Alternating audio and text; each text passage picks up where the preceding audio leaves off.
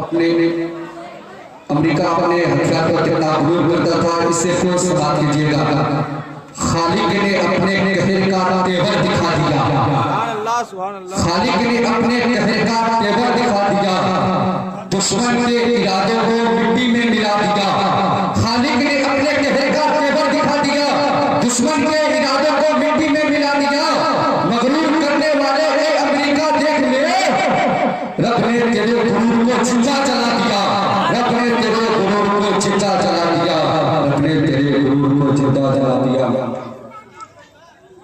زمین و آسمان کیا ہے جبانہ غوث اعظم کا، سبحان اللہ۔ زمین و آسمان کیا ہے جبانہ غوث اعظم کا، ادب کے ساتھ پڑھتا ہوں ترانہ غوث اعظم کا۔ زمین و آسمان کیا ہے جبانہ غوث اعظم کا، ادب کے ساتھ پڑھتا ہوں ترانہ غوث اعظم کا۔ اور زمانہ جھولیاں بھر بھر کے لے کر آتا ہے، ذرا بھی کم نہیں ہوتا خزانہ غوث اعظم کا، ذرا بھی کم نہیں ہوتا خزانہ غوث اعظم کا۔ مائک پر حضرت اللہ مولانا عبدالرزاق صاحب کی نامہ۔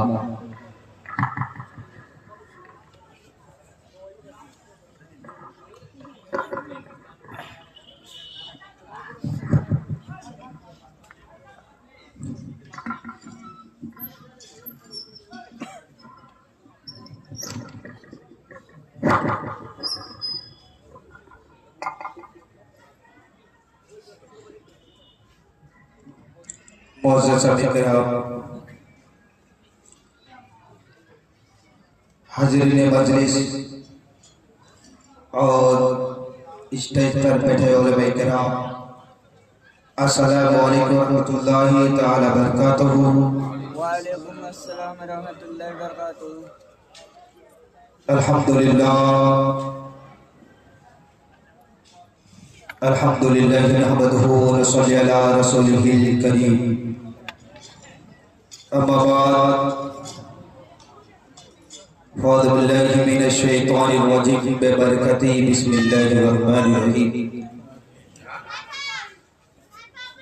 وَأَمَّا بِنِعْمَتِ رَبِّكَ فَحَدِّثْ۔ صدق اللہ مولانا العظیم وصدق رسولہ النبی الامین الکریم، وعلی ذلک من الشاہدین والشاکرین والحمدللہ رب العالمین۔ آئیے ہمارا سب سے پہلے آقا انعامدار، مدینے کے تاجدار، دونوں عالم کے مالک و مختار، یعنی حضور سرور کونین صلی اللہ علیہ وسلم کی بارگاہ میں ایک بار بلند آواز سے درود پاک پڑھیں، اللہم صلی اللہ سیدنا مولانا محمد بارک وسلم، صلو صلاۃ علیہ یا رسول اللہ، صلاۃ و سلام علیہ یا حبیب اللہ صلی اللہ تعالی علیہ وسلم۔ برادر ملت اسلامیہ، شاعر نے کچھ خوب کہا ہے کہ محفل میں چلے آؤ کچھ کام نہیں لوں گا۔ میں اس لیے بولا کہ تاکہ ہم دیکھ رہے ہیں یہ افراتفری کا ماحول بنا ہوا ہے، کچھ ہمارے زائرین حضرات تو درگاہ شریف میں حاضر ہیں، کچھ تو دیکھتے ہیں کہ ادھر مارکیٹ میں موجود ہیں، اور کچھ یہ دیکھ رہے ہیں کہ ادھر لیفٹ رائٹ کر رہے ہیں۔ اس لیے میں بولا کہ محفل میں چلے آؤ کچھ کام نہیں لوں گا، محفل میں چلے آؤ کچھ کام نہیں لوں گا۔ سمجھ رہے نا کہ محفل میں آنے کے بعد اس بندہ سے کوئی کام نہیں لیا گیا، اب خود جام پلاؤں گا پر دام نہیں لوں گا۔ ارے سرکار کی محفل سے وہ لوگ بھاگتے ہیں، اب خود ہی سمجھ جا میں نام نہیں دوں گا۔ آخر بتائیں مسلمانوں کہ ہم لوگ یہاں پر حاضر جو ہوئے ہیں کہ سرکار کی محفل میں بیٹھنے کے لیے حاضر ہوئے ہیں یا لیفٹ رائٹ کرنے کے لیے حاضر ہوئے؟ آخر بتائیں کہ ہمارا جو مقصد ہے یہاں پر حاضری دے کر اس محفل پاک میں بیٹھ کر کے ذکر رسول سن کر کے کچھ عمل کرنا، اپنے نام اعمال میں کچھ اضافہ کرنا۔ لیکن حال تو یہ ہے کہ جو ہم لوگوں کا مقصد ہوتا ہے وہی مقصد میں فوت ہوتا نہ۔ ہونا تو یہ نہیں چاہیے کہ آئے جس کام کے لیے وہی کام نہ کرے۔ ہمارے ابھی نوجوان جو بھی گاڑی پہ بیٹھے ہوئے ہیں یا ادھر ادھر ٹہل رہے ہیں، میں ان سے انوروھ کرتا ہوں کہ وہ فوری طور پہ اس جلسہ میں حاضر ہو جائے تاکہ سرکار کی محفل پاک کی بے ادبی نہ کرے۔ انسانوں سوچو، ہم لوگ کتنے ہی اس حاضر دور سے غفلت میں پڑے ہیں۔ انسانوں، اللہ تبارک و تعالیٰ نے آپ کو جب دنیا میں بھیجا تو کوئی تو مقصد ہوتا ہے۔ ہم لوگ یہاں آئے تو کوئی مقصد لے کر آئے ہیں۔ کیوں آئے ہیں؟ جائیں گے دادا حضور کی بارگاہ میں تاکہ ان کا فیضیاب ہم پر جاری ساری ہے۔ یہی مقصد ہوتا ہے ہمارے آنے کا۔ لیکن اگر ہم بھول کر چلے جائیں گے، آپ بتاؤ کیا اس کا مقصد میں کامیاب ہوگا؟ نہیں ہو سکتا ہے۔ اور جو ٹہلنے والا ہے اس کا مقصد میں کامیابی نہیں ہو سکتی ہے، اور جو بیٹھے ہیں ان کا مقصد پورا ہو جائے گا۔ میرا ملت اسلامیہ، میرا تو یہ ٹاپک نہیں ہے، میرا ٹاپک ہے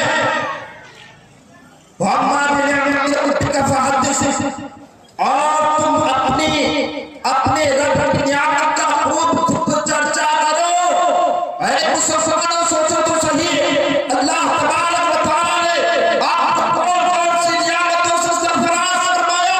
اللہ اکبر، اگر انسان شمار کرنا چاہے وہ انسان شمار نہیں کر سکتا ہے۔ اس لیے کہ اللہ رب العزت نے ہم تمام مسلمانوں کو بے شمار نعمتوں سے سرفراز فرمایا۔ اگر گننا چاہے میں کم ہی ہے جو گن سکتے ہیں۔ اگر ایک طرف دیکھا جائے پانی کو شمار کرنا چاہے، ایک سارا پانی کو اللہ تبارک و تعالیٰ نے آپ کے لیے پیدا فرمایا۔ اگر پانی کو تو انسان سے پوچھا جائے، جس انسان کو پیاس لگ جائے اور وہ انسان تڑپ رہا ہو اور اسے بول دیا جائے میں تم کو پانی نہیں دوں گا، اللہ اکبر، وہ انسان احساس کرے گا ہاں اللہ تبارک و تعالیٰ کی پانی بھی ایک بہت بڑی نعمت ہے۔ اس لیے کہ آج ہمیں پانی نہ ملے گا، یقینی طور پہ ہم مر جائیں گے۔ اے انسانوں سوچو تو صحیح، پانی اللہ تبارک و تعالیٰ نے آپ کے لیے پیدا فرمایا ہے۔ اسی طریقے سے دیکھنے چلے جائے، ہوا کو اللہ تبارک و تعالیٰ نے آپ کے لیے پیدا کروایا ہے۔ اسی طریقے سے دیکھنے چلے جائے، اسی طریقے سے جو ہم لوگ اگاتے ہیں اللہ تبارک و تعالیٰ نے بھی آپ کے لیے پیدا کروایا ہے۔ یہ آسمان کو دیکھ رہے ہیں، یہ آسمان کو بھی اللہ تبارک و تعالیٰ نے آپ ہی کے لیے پیدا فرمایا ہے۔ اسی طریقے سے یہ گاڑی، یہ موٹر، یہ سواری، یہ دنیا کی جتنی بھی چیزوں کو دیکھ رہے ہیں اللہ تبارک و تعالیٰ نے آپ کے لیے پیدا فرمایا ہے۔ کبھی آپ نے غور کیا اے مسلمانوں، کبھی آپ نے سوچا آخرکار اللہ تبارک و تعالیٰ نے تمام چیزوں کو ہمارے لیے پیدا فرمایا ہے، آخرکار ہم تمام لوگوں کو کیوں پیدا فرمایا ہے؟ کبھی آپ نے غور کیا، کبھی آپ نے ملاحظہ فرمایا، کبھی آپ نے اپنے اندر محاسبہ کیا، کبھی آپ نے اپنے اندر جھانک کر دیکھا اللہ تبارک و تعالیٰ نے ہم تمام لوگوں کے لیے یہ تمام چیزوں کو ہمارے لیے پیدا فرمایا ہے، آخرکار ہم تمام لوگوں کو کیوں پیدا فرمایا ہے؟ کبھی آپ نے غور کیا؟ نہیں کیا ہے، اس لیے کہ کبھی آپ نے جاننے کی کوشش نہیں کیا ہے۔ میں آج بتانا چاہتا ہوں اللہ تبارک و تعالیٰ نے آپ کو کیوں پیدا فرمایا ہے۔ اللہ تبارک و تعالیٰ قرآن مقدس میں ارشاد فرماتا ہے وَمَا خَلَقْتُ الْجِنَّ وَالْإِنسَ إِلَّا لِيَعْبُدُونِ، میں نے جن اور انسان کو اس لیے پیدا فرمائی ہوتے ہیں وہ میری عبادت۔ اے انسانوں، اللہ تبارک و تعالیٰ نے تمام چیزوں کو آپ کے لیے پیدا فرما دیا، اور آپ نے کس لیے پیدا فرمایا؟ صرف یہ نہیں کہ جاؤ اور دنیا میں کھاؤ اور کھا پی کر پھر تماشا دیکھ کر کے دنیا سے چلے، اس لیے نہیں پیدا فرمایا، بلکہ اس لیے پیدا فرمایا دنیا میں جا کر کے اللہ کی نعمت کو کھا کر کے وہ نعمت کے بدلے میں تم اللہ کی عبادت، اگر عبادت نہیں کرتے ہیں یقینی طور پر اللہ کی ناشکری۔ اے انسانوں، اگر آج ہم کسی بندے کی ناشکری کریں، یاد رکھیں مسلمانوں میں مثال دینا چاہتا ہوں، اگر آپ میں سے کوئی بندہ بڑے سے حاکم کے اگر کوئی حکم دے دیتا ہے آپ کو کہ جاؤ فلاں کام کرو یا کوئی باپ اپنے بیٹے کو حکم دیتا ہے یا کوئی ماں اپنی بیٹی کو حکم دیتی ہے کہ جاؤ فلاں کام کر کے آ جاؤ، اگر وہ بچہ اپنے باپ اپنے والدین کی بات کو نہیں مانتا ہے یقینی طور پہ اس کے والدین اس بچہ سے ناراض ہیں۔ اے انسانوں، اسی طریقے سے اللہ تبارک و تعالیٰ آپ کو حکم دیتا ہے اے بندہ دنیا میں جاؤ اور جا کر کے عبادت کرو میری۔ اگر آج عبادت نہیں کرتے ہیں تو اللہ تبارک و تعالیٰ آپ سے ناراض ہو جاتا ہے، اور جب اللہ ناراض ہو جائے گا جس بندے سے وہ بندے کی دنیا بھی برباد ہو جائے گی اور آخرت بھی برباد ہو جائے گی۔ اسی لیے چاہیے وہ تمام انسانوں کو سب سے پہلے اللہ کو راضی کرے۔ اگر اللہ راضی ہو جائے گا تو اس کے لیے دنیا بھی عطا ہو جائے گی اور آخرت بھی عطا ہو جائے گی۔ اے انسانوں، اسی لیے ہم تمام لوگوں کو چاہیے کہ سب سے پہلے اللہ کو راضی کرے۔ ہم تمام لوگوں کو چاہیے اللہ کی بارگاہ میں آ جائے، اگر آج نہیں آتے ہیں اور یہاں سے چلے گئے دنیا سے، اس وقت جب اللہ پوچھے گا اے بندہ بتاؤ میں نے تم کو 60 سال دیا تھا، اور کسی بچہ سے پوچھے گا اے بچہ بتاؤ میں نے تم کو 25 سال دیا تھا، کسی بچہ سے پوچھے گا اے بچہ بتاؤ میں نے تم کو 15 سال کی زندگی عطا فرمایا، اس کے بعد اس جوانی میں اس بڑھاپے میں تم نے میرے لیے کیا کر کے آئے ہو، اس وقت کیا جواب دے؟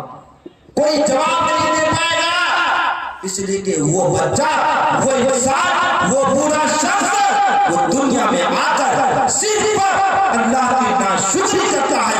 اگر آج ناشکری کریں گے اس کا جو بدلہ ہوگا اللہ تبارک و تعالیٰ وہاں ضرور ہوگا۔ برادر ملت اسلامیہ، میں آپ لوگوں سے یہی گزارش کرنا چاہتا ہوں، یہ محفل پاک سے یہی پیغام لے کر جائے کہ جب جائے تو گھر میں ہمیشہ اللہ کو راضی کرے، اللہ کی عبادتیں کرے۔ اگر آج نہیں کرتے ہیں یقینی طور پہ بہت پچھتانا ہو جائے گا۔ یاد رکھیے گا کہ کوئی مولانا آئے تھے اور سمجھا کر گئے کہ کہہ گئے کہ اللہ کی عبادت کرو، آج ہم نے نہ کیا ہے، اور جب چلے جائیں گے وہاں پر جب آپ کی پٹائی ہوگی اللہ پر حیران ہو جائے گا، اس وقت پچھتانا ہوگا کہ تھا کوئی مولانا، کوئی کہنے والا تھا، کوئی سمجھانے والا تھا کہ اللہ کی بارگاہ میں آ جاؤ، ہم نے اس کی بات کو نہ مانا، اس کی بات کو ٹال کر دنیا سے چلے آئے، اس کا انجام اس کے لیے جہنم ہے۔ اے انسان، اس سے بچنے کی کوشش کرے، یقینی طور پہ اسی میں آپ کی بھلائی ہے اور ہماری بھی بھلائی ہو جائے گی۔ برادر ملت اسلامیہ، ہمارے بولنے اپنے سننے میں جو بھی غلطیاں خامیاں ہو گئی ہے اللہ تبارک و تعالیٰ کو اسی محفل میں حاضر و ناظر جان کر اس کی بارگاہ میں توبہ استغفار پڑھ لیجئے۔ استغفر اللہ ربی من کل ذنب و اتوب الیہ۔ السلام علیکم و رحمۃ اللہ تعالی وبرکاتہ۔